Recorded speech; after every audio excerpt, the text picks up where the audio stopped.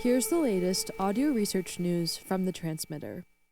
Martin Giurfa's Concept of Home by Gina Jimenez. In 1990, when Martin Giurfa was living in Freiburg, Germany, the locals did something he had never seen before. One day a month, they pulled unwanted possessions from their homes and left them out on the street for anyone to take. They called this purging Sperrmüll. Walking the early morning streets with his wife and Argentinian friends, Giurfa saw televisions, washing machines, and freezers, he says, all pulled to the curb. Once, they even spotted a pressure cooker, which they claimed. Giurfa and his wife, Gabriela de Brito Sanchez, who is also a biologist, used Sperrmüll to help outfit their home. Giurfa had come to Germany from Argentina to work as a postdoc in the lab of the renowned neuroscientist Randolph Menzel. He had heard rumors of Sperrmüll before his arrival, but seeing it in person, he says he realized that it happened because Germany was a rich country, where people bought new things they wanted and simply discarded the old. It surprised Giurfa to see a similar dynamic playing out in university labs. His German colleagues sometimes threw away perfectly usable, albeit outdated, equipment that Argentinians would dream of working with, he says. It was hard to just watch it all go out with the trash. Eventually, Giurfa joined a group of Argentinian researchers that had formed an alternative work-based Sperrmüll.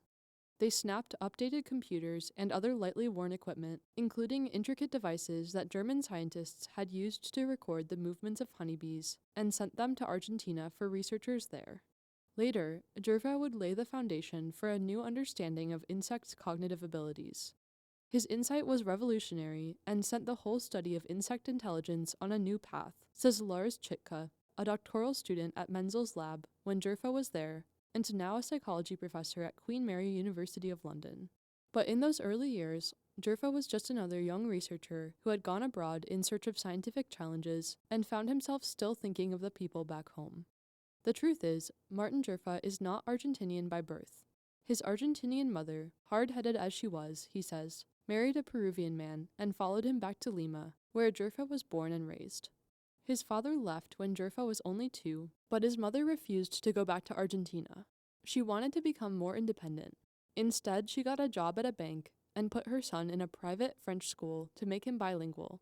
She also signed him up for anything she thought would feed his mind: painting, languages, music classes. She provided him with what, in neuroscience, we call environmental enrichment, Giurfa says. Because he linked Peru to the father who abandoned him, Giurfa rejected his birth country during his early years and always planned to leave. But growing up in Peru did have its perks. Back then, it was only a short drive from Lima to the beach or the mountains, which put him in contact with the natural world, and with insects. Biologists become biologists for many different reasons, he says. The ones like me did it because we love bugs. Still, his mother constantly reminded him he was Argentinian.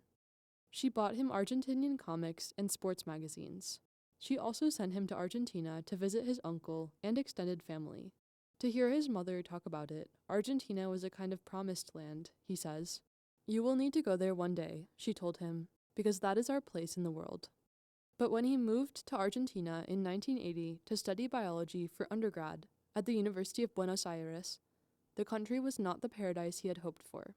Argentina had already been under a military dictatorship for nearly 5 years by then, and soldiers watched the university's entrance, inspecting students' backpacks as they arrived.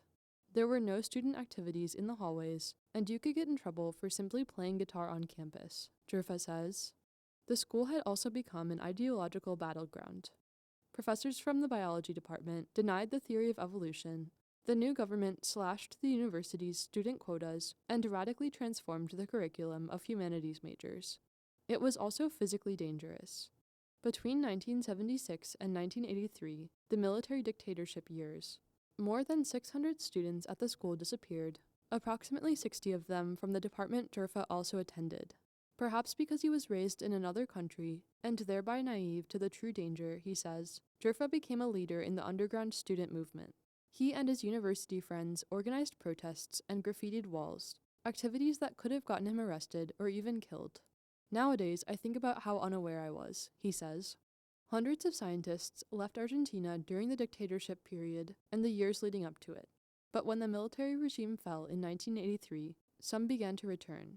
One of them, a prestigious neurobiologist named Hector Maldonado, wanted to transform the University of Buenos Aires biology faculty and its curriculum, which at the time had just two branches, botany and zoology. With the help of other returning professors, Maldonado established courses in microbiology, ecology, molecular biology, cellular biology, and evolution. As a student, Giurfa was fascinated by his school's transformation. Suddenly, he could learn about all these new fields, and the information overload was enough to blow your mind, he says. Giurfa, who had been elected student leader of the biology department, worked closely with Maldonado to promote some of these changes. But he had been taught that scientists were supposed to be in their ivory towers, preoccupied with their research and nothing else, he says. He understood that it wasn't like that by looking to Maldonado. From him, Giurfa would later write, he learned that the best science, the excellent science, wasn't in conflict with political commitment. In 1990, Giurfa finished his biology PhD in Buenos Aires with a core focus on insect behavior. During his course, José Núñez, an Argentinian neurobiologist who had returned from Germany and became Giurfa's mentor, pushed him to publish in international journals, which wasn't common in Argentina at the time. Once Giurfa had published work in the Journal of Insect Physiology, though, he landed on the radar of Menzel, the biggest name in honeybee neuroscience from the last 40 years, says Jean-Christophe Sandeau, a neuroscientist at Paris-Saclay University and one of Giurfa's mentees.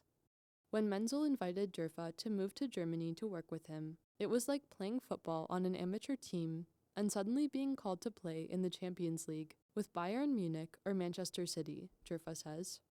At first, Giurfa struggled to fit in. The German culture felt staid to him, serious, the opposite of the Latin American culture he grew up in. He felt like the foreigner he was, and Germany wasn't exactly welcoming to foreigners back then, he says. His mailbox, the only one in his housing complex with a foreign last name, was kicked in and dented more than once. He fixed the problem, he says, by painting Doctor in front of his name on the box. Giurfa felt like an outsider in the lab, too. He had never, for instance, seen the computers his colleagues felt so comfortable working with. And the lab was competitive. His colleagues seemed to prefer working alone. He discovered that offering help to others fostered a more collaborative environment, and eventually his colleagues became his friends. Menzel recognizes Giurfa's cooperative nature. He is not just focused on himself, but he looks out and he takes this kind of knowledge to help other people, he says. Still, Giurfa wanted to ask his own questions. Most of the postdocs or doctoral students in Menzel's lab were assigned a specific project that could contribute to Menzel's research questions, Chitka says. But Giurfa wanted to know what might be possible with tiny bee brains, what minimal circuitry could still generate intelligent behavior. With Menzel's blessing, Giurfa investigated whether bees were able to discriminate between differing visual stimuli based only on symmetry. He first trained bees with symmetrical and asymmetrical figures, offering a sugar reward only when they encountered symmetrical figures. And when he later presented the bees with a new setup and different figures, they approached the symmetrical figures for the sugar reward. Giurfa and his team also ran the experiment backward, with the reward associated with asymmetrical figures, and the bees mastered that, too. The experiment showed not only that bees could learn rules, but also that they could categorize objects that had nothing in common except symmetry, a perception previously demonstrated only in humans, birds, dolphins, and monkeys. Later, Giurfa conducted an experiment in which bees saw a visual stimulus, a color or a pattern, outside a maze, and received a drop of sugar if they approached the same stimulus inside. The stimulus changed every time, so it was not enough for insects to associate the stimulus with the reward. They needed to learn the rule and remember the pattern, and the bees did. This study became a landmark paper in the field. Recently, Giurfa published a paper showing that after being trained to associate numbers with a sugar reward, bees can order numbers from left to right according to their magnitude. That paper sparked disagreement among colleagues. This kind of response is not new. Chitka says that some of Giurfa's earlier findings were shocking enough that people didn't believe them at first, and Giurfa himself remembers being questioned by older researchers earlier in his career. I just kept going, he says. In 2001, after 10 productive years in Menzel's lab, Giurfa had an offer to create a new research institute in Toulouse, France. On his first visit there, While waiting for the bus, he saw an old lady shouting and waving her walking stick at a bus driver for almost leaving without her. This reminded him of Latin America more than Germany ever did, he says, and he remembers thinking, I am back in Argentina. He and his wife had 2 daughters by then, and they also felt France could be good for them.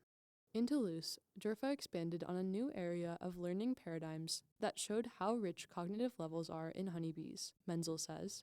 He also showed correlations between olfactory stimuli and patterns of neural activity in honeybees. And tapping into his powers of collaboration, Giurfa built the new institute focused on learning the mechanisms of cognitive processing in different animals. The job required coordinating researchers from across fields with varied expertise, but that suited Giurfa, Sandoz says. He has always wanted to get the best out of people. Once the institute was up and humming, Giurfa moved to Sorbonne University, where he was hired as an exceptional class professor of neuroscience, the highest rank in French academia. In 2013, Giurfa received the Raíces Award, a prize awarded by the Argentinian Senate to scientists who live abroad but still work to strengthen Argentinian science. Raíces means roots in Spanish, and indeed, Giurfa is still thinking of his homeland. Giurfa has managed to create a kind of spermol of his own. When he visits Argentina now, he packs into his suitcase reagents or small tools, like electrodes or data loggers, that he can distribute to Argentinian neuroscientists. Gabriela de Brito Sanchez does the same. Walter Farina, a neuroscientist at the University of Buenos Aires and a longtime friend of the couple, has been a direct beneficiary of this.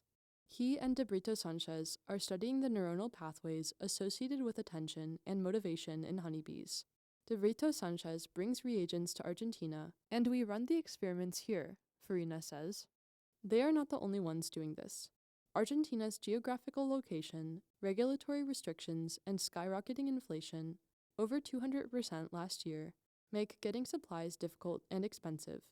When Argentinian José Duarte, a behavioral neuroscientist at the Leloir Institute in Buenos Aires, flew back home after his postdoc in Philadelphia, he says he hid several tubes of male and female fruit flies and their larvae in his suitcase.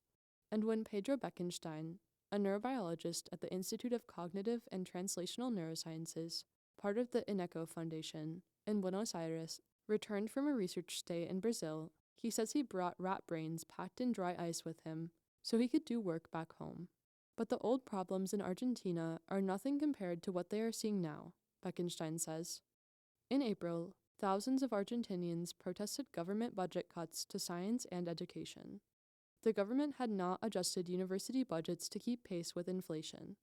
Funding organizations such as the National Agency for the Promotion of Research, Technological Development, and Innovation hadn't transferred research grants to scientists or allocated funding since December of last year, Farina said.